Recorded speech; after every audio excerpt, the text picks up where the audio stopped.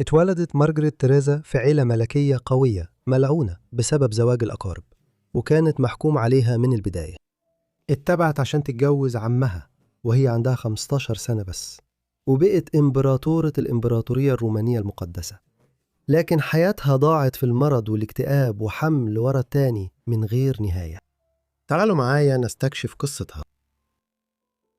إنفانتا مارغريتا تيريزا أو مارغريت تيريزا بالإنجليزي، اتولدت في قصر الكازار الملكي في مدريد يوم 12 يوليو 1651. والدها كان الملك فيليب الرابع، كان حاكم إسبانيا من سنة 1621 بعد ما تولى العرش وهو عنده 15 سنة بس. كان فيليب معروف باسم ريبلانيتا واللي معناها الملك الكوكب، وده كان علشان إمبراطورية أسبانيا وقتها كانت ممتدة حوالين العالم، وكانت بتغطي معظم أمريكا الوسطى والجنوبية والجزر الكبيرة في الكاريبي والفلبين في آسيا، وكمان أجزاء صغيرة من سواحل غرب أفريقيا. مارغريت كانت ماريانا أو ماريا آنا من النمسا، بنت فرديناند الثالث دوق النمسا والإمبراطور الروماني المقدس. الاثنين من أهلها اتولدوا في بيت هابسبورغ العظيم، السلالة اللي أصلها من المناطق الجبلية بين سويسرا والنمسا في العصور الوسطى. ومع مرور السنين بدأت عائلة هابسبورغ تسيطر على جزء كبير من أوروبا، بس مش عن طريق الحروب الدموية في الأساس، لا، هما أتقنوا فن الجواز كوسيلة للسلطة، وعملوا تحالفات خلتهم يسيطروا على إمبراطوريات ضخمة.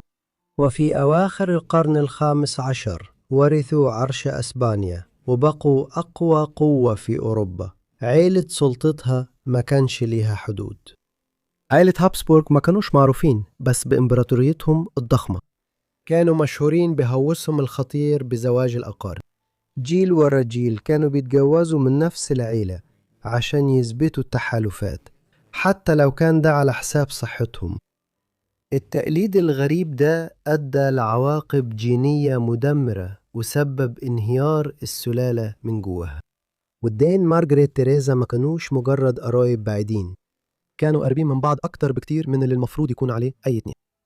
أبوها كان من الفرع الإسباني للعيلة، وأمها من الفرع النمساوي، لكن علاقتهم كانت أعمق بكتير، لأنهم في مثال صادم على زواج الأقارب الملكي كان خالها وهي بنت أخته. الروابط العائلية القريبة بشكل مزعج بين والدي مارغريت كان ليها تمن. من بين أولادهم ال5 3 ماتوا وهما لسه أطفال رضع. اللي عاشوا بس كانوا 2، مارغريت وأخوها الأصغر كارلوس المعروف باسم تشارلز بالإنجليزي. بس البقاء على قيد الحياة ما كانش معناه النجاة. تشارلز كان دليل حي على رعب زواج الأقارب.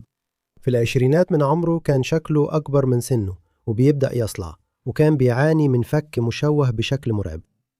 عقله كان بيضعف بنفس سرعة جسمه، وبدأ يظهر عليه علامات الخرف المبكر.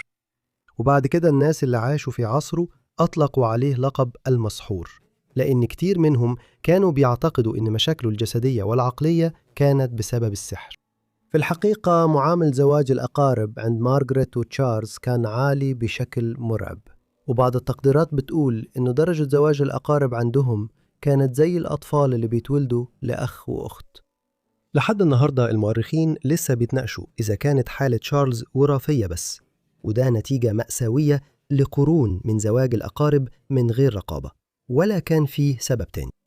مارغريت يمكن كانت أوفر حظ، بس هي كمان ما كانتش بمنأى تماما عندها، مع أنها كانت أصح من أخوها بكتير، إلا أنها كانت شايلة لعنة هابسبورغ بطريقتها الخاصة زي ما هنشوف. مارغريت اتربت في عظمة قصر الكازار الملكي، عالم من الفخامة والدلع، وكل رغبة ليها كان فيه جيش من الخدم والخادمات بيحققوها. مثلا الأميرة الصغيرة كانت دايما بتدلع نفسها بالحلوى والشوكولاتة، وكانت لازم تخبيهم عن أطباء البلاط.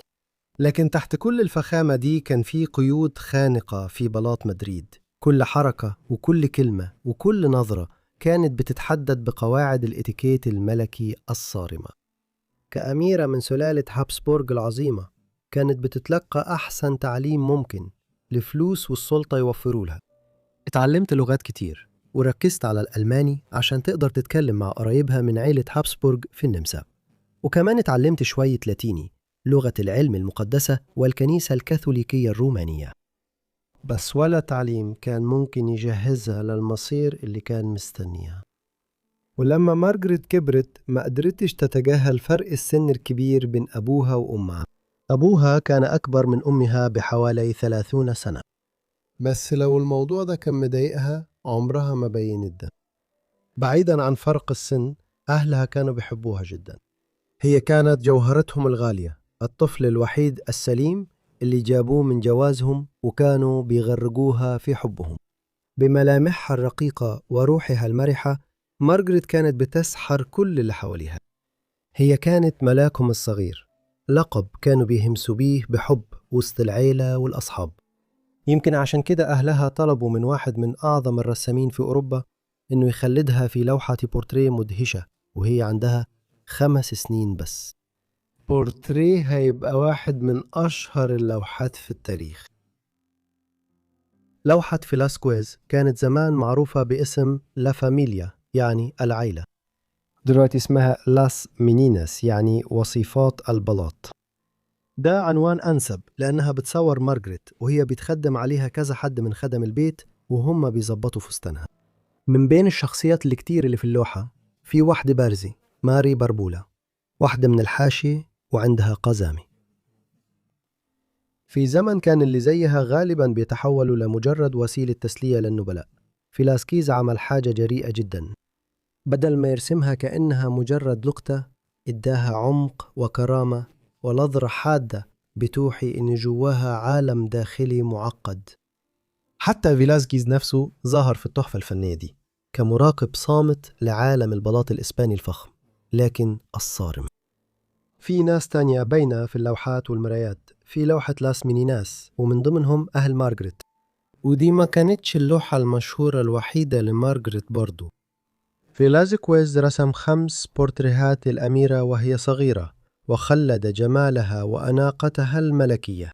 في الحقيقة كانت واحدة من أكتر الشباب اللي تعمل لهم لوحات في أوروبا الحديثة المبكرة، وده ساعد في تكوين صورتها كرمز للقوة والمكانة، مع إن ده كان هيبقى عكس المصير الحزين اللي كان مستنيها. يمكن يكون صعب على عقولنا دلوقتي نفهم ده، لكن وقت ما لوحة لاس مينيناس اتعملت سنة 1656 وكانت مارغريت عندها 5 سنين بس، كان في بالفعل نقاش كبير في البلاط الأسباني عن هي هتتجوز مين. في عالم السياسة الملكية القاسي، الجواز عمره ما كان عن الحكم، كان كله عن السلطة. المشاعر والرغبات الشخصية ما كانش ليها أي قيمة لما السلالات كانت على المحك. بصفتها بنت ملك إسبانيا، مارغريت ما كانتش مجرد أميرة، هي كانت قطعة شطرنج مهمة في لعبة الدبلوماسية الأوروبية القاسية، ومستقبلها تقرر من زمان قبل حتى ما تفهم هي نفسها. مثلا في وقت من الأوقات كان في اقتراح أنها تتجوز تشارلز ستيوارت من العائلة الملكية الإنجليزية. هو رجع للعرش الإنجليزي كالملك تشارلز الثاني ملك إنجلترا واسكتلندا وأيرلندا سنة 1660، بعد ما إنجلترا جربت تبقى جمهورية لفترة قصيرة في خمسينيات القرن ال17. جواز زي ده كان هيستخدم لتكوين تحالف غير متوقع مع الإنجليز في وقت كانت فيه فرنسا وإسبانيا خصوم شرسين على السيطرة على أوروبا الغربية. في النهاية تشارلز اتجوز كاثرين دي براغانزا، عروسة برتغالية، سنة 1662. فشل المفاوضات عشان مارغريت تتجوز تشارلز ستيوارت كان في الأساس بسبب معارضة الملك فيليب. بدل كده كان شايف إن بنته لازم تتجوز واحد من العيلة الهابسبورغية من الناحية النمساوية. ما كانش باين عليه أي قلق خالص إن الجوازة دي هتعمق التزاوج بين الأقارب في العيلة. في الآخر ده كان ببساطة الطريقة اللي الهابسبورغ كانوا بيحافظوا بيها على السلطة في إيديهم. أما بالنسبة لمارغريت ما كانش ليها أي رأي في مصيرها. لما بدأت المفاوضات بين مدريد وفيينا كانت غالباً مارغريت مش واخدة بالها خالص من العواقب الصادمة اللي الجوازة دي هتجيبها. كانت لسه عندها 11 سنة بس لما أعلنوا في البلاط الملكي إنها هتتجوز ليوبولد من عيلة هابسبورغ زي والدتها قبلها، كان مقدر لمارغريت دلوقتي إنها تكمل تقليد آل هابسبورغ القائم على زواج المحارم، وكانت هتتجوز واحد من قرايبها القريبين جدا، راجل هو في نفس الوقت قريبها من الدرجة الأولى وخالها. ليوبولد كان أخو والدها الأصغر، وقدر يبقى أرشيدوق النمسا وملك المجر وكرواتيا وبوهيميا، وكمان إمبراطور الإمبراطورية الرومانية المقدسة بسرعة في أواخر خمسينيات القرن السابع عشر. حتى في أوروبا الحديثة المبكرة كان في بعض المعايير حوالين إمتى الطفل يكون كبير كفاية علشان يتجوز.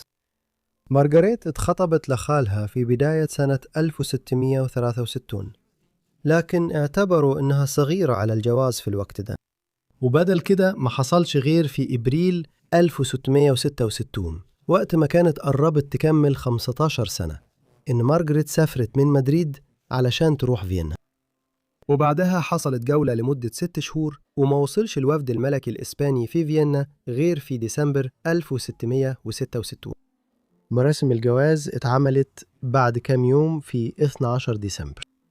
كان حدث عظيم حضره كتير من أقوى ملوك وأعيان أوروبا من غير أي توفير في المصاريف، والعظمة ما وقفتش عند كده، والاحتفالات فضلت شغالة طول سنة 1667. لكن ورا البهجة دي كان في مصير مظلم بيتشكل بالفعل. الحياة في فيينا كانت غريبة، وأوقات كتير كانت صعبة على مارغريت.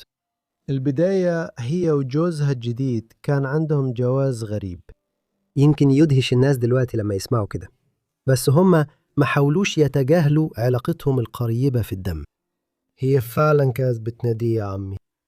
رغم الوضع الغريب ده هم فعلا كانوا متفاهمين مع بعض، كانوا بيستمتعوا ببعض الهوايات المشتركة زي الفن والموسيقى، وليوبولد عمل كل اللي يقدر عليه عشان يضمن إن مارغريت مرتاحة في المكان الجديد. وكان كمان من الشائع إن أفراد العائلات المالكة زي مارغريت لما يسيبوا بلدهم عشان يتجوزوا حاكم أو أمير أجنبي ياخدوا معاهم بعض أفراد خدمهم القدامى. يعني كان حواليها شوية شوش مألوفة في البلاط في فيينا وهي بتتأقلم مع حياتها الجديدة. يمكن كمان كان في بعض الناس اللي كانوا موجودين في مدريد وقت ما فيلازوكويز كان بيرسم لوحة لاس مينيناس من سنين طويلة. رغم كده مارغريت فضلت حاسة بالحنين الشديد للوطن ومتمسكة بجذورها الإسبانية، وما عملتش مجهود كبير عشان تطور لغتها الألمانية. ومع مرور الوقت بدأت جمالها الرقيق يختفي، وبشرتها بقت أفتح، وملامحها بقت أكتر تعب، والفك المميز لعيلة هابسبورغ بقى أوضح عليها. الجوازة كان فيها مشاكل من نواحي تانية كمان. مارغريت حملت تقريبا على طول بعد ما وصلت فيينا، وخلفت ولد اسمه فرديناند في سبتمبر 1667. هو عاش بس 3 شهور ونص ومات في يناير 1668. حظهم شكله اتغير مع ولادة طفلهم الثاني، بنت اسمها ماريا أنطونيا اللي اتولدت في يناير 1669. هي كانت الوحيدة من أولاد مارغريت اللي عاشت. 2 تانيين ما كانوش محظوظين كده. ابنها جون ليوبولد اتولد يوم 20 فبراير 1670، لكن للأسف توفى بعد ساعات قليلة. بنت تانية ماريا آنا عاشت بس أسبوعين قبل ما تتوفى في فبراير 1672. والنمط المدمر ده كان علامة على اللي جاي. سلسلة حملات مارغريت الصعبة كانت جزئياً بسبب مشاكلها الصحية هي نفسها. مع أنها كانت طفلة أكثر صحة من أخوها، إلا أنها بدأت تواجه مشاكل صحية متزايدة في السنين اللي قبل وبعد وصولها فيينا. لما وصلت للعاصمة النمساوية في أواخر سنة 1666 الناس هناك بدأوا بسرعة يعلقوا على أمراضها المتكررة. والفترة كتير من الناس اللي لاحظوا ده اعتبروا أن السبب هو الإجهاد المستمر من الحمل. في 6 سنين بس مرت ب6 مرات حمل، منهم 4 ولادات حية ومرتين إجهاض، وكل مرة كانت بتسيبها أضعف وأكثر اكتئاب من اللي قبلها. لكن مع مرور الوقت بقى واضح إن في حاجة أخطر بتحصل. مارغريت كانت كتير تضطر تفضل في السرير حتى وهي مش حامل. الأطباء شخصوا حالتها إنها عندها تضخم في الغدة الدرقية، بس في القرن السابع عشر ما كانش فيه علاج، وحالتها كانت بتسوء أكتر. الأمور ساءت جدا مع مارغريت في بداية ربيع سنة 1673. جات لها نوبة وجع في المعدة استمرت 3 أسابيع، وبعد كده جالها سخونية. فيه مستندات كتبها سفراء أجانب في البلاط في فيينا في الوقت ده، وبتوضح إن كتير كانوا قلقانين جدا إنها ممكن تموت. في أوائل مارس بدأت تواجه صعوبة في التنفس، وفي يوم 10 مارس جابوا لها كاهن الاعتراف عشان يسمع اعترافها الأخير ويديها سر التناول. وبعد يومين بس في 12 مارس مارغريت توفت وهي عندها 21 سنة بس. التشريح: كشف حقيقة مؤلمة. كانت حامل في ولد تاني وقت وفتها. حياتها اللي انتهت بشكل مأساوي انتهت في السرداب الإمبراطوري في فيينا اللي اتدفنت فيها. وفاة الأرشدوقة والإمبراطورة الرومانية المقدسة أدت لفترة حداد طويلة في البلاط النمساوي. مراسم الجنازة استمرت لأسابيع لحد شهر إبريل. ليوبولد كان محطم بسبب وفاة زوجته المبكرة، مع ذلك دام مناحش إنه يتجوز تاني قبل نهاية السنة. مراته الجديدة كانت الأرشدوقة كلوديا فيليسيتاس من النمسا، وكانت من فرع تيرول لعائلة هابسبورغ. بس بالنسبة لليوبولد الجوازة ما كانتش عن الحب، كانت عن البقاء. اللعبة الأسرية كان لازم تكمل، وكانوا محتاجين ورثة أكتر وبشدة، ويفضل يكونوا أولاد عشان حكم الهابسبورغ يقدر يستمر. بعد وفاة مارغريت حقوقها في العرش الإسباني انتقلت لبنتها الوحيدة اللي فضلت عايشة، ماريا أنطونيا. ولما ماريا أنطونيا نفسها ماتت سنة 1692 حقوقها ورثها ابنها الوحيد اللي كان لسه عايش، الأمير جوزيف فرديناند من بافاريا.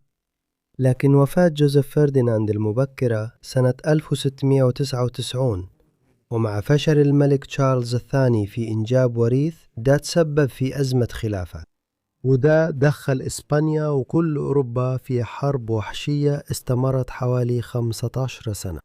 أزمة كان ممكن تتجنب لو الهابسبورغ ما دمروش نفسهم من جوا بسبب ممارساتهم القائمة على زواج الأقارب. شكرا جدا لكم يا جماعة على متابعتكم الفيديو ده عن مارغريت تيريزا الأسبانية، يا رب يكون عجبكم. قولوا لي رأيكم في الفيديو تحت في التعليقات، ولو عندكم أي اقتراحات تانية كمان اكتبوها تحت في التعليقات. على أي حال يا رب تكونوا مشتركين ومفعلين الإشعارات عشان توصلكم كل فيديوهاتي أول ما أنزلها. على أي حال ده كل اللي عندي، فهشوفكم كلكم في الحلقة الجاية من Forgotten Lives. شكرا.